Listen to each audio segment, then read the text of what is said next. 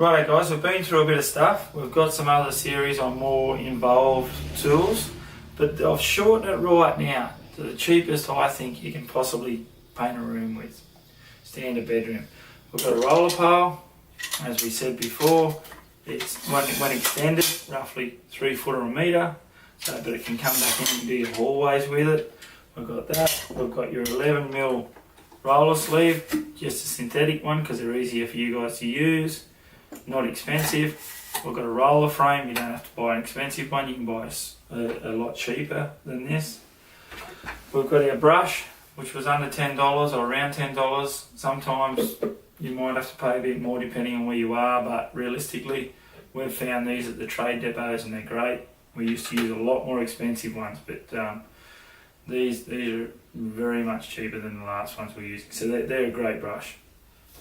We've got a paint pot, or you can even use a can that you're tipping out of it, that's fine. A gallon can or a 4 litre can.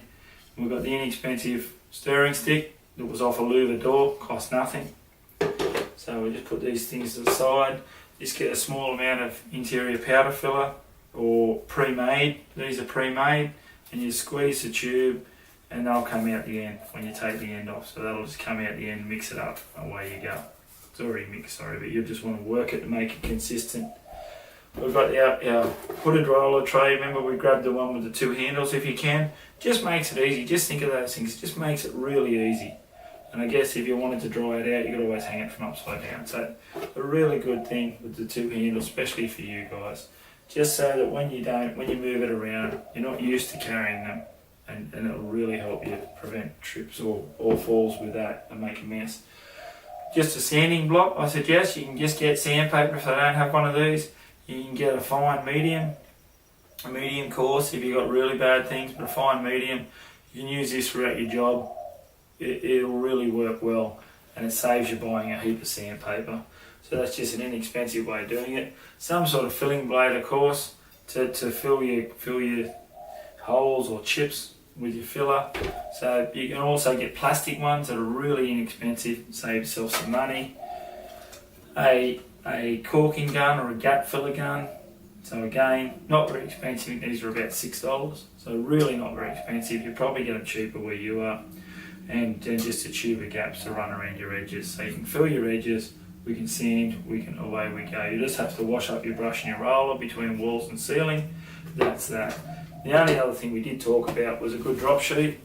Now if you don't have one of these, you can just use normal sheets, old bed sheets. Just be careful that paint doesn't drip through onto your carpet. Maybe double them up or something, because these do have a bit of a water resistant quality.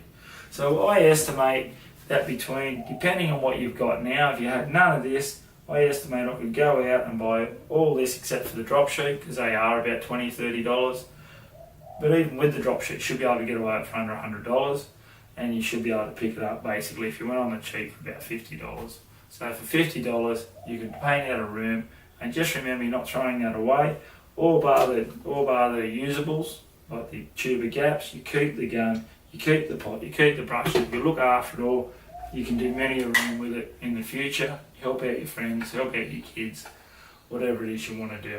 So there you go, that's a cheap kit, ready to go. Go grab that from the hardware, grab some paint and let's get into it.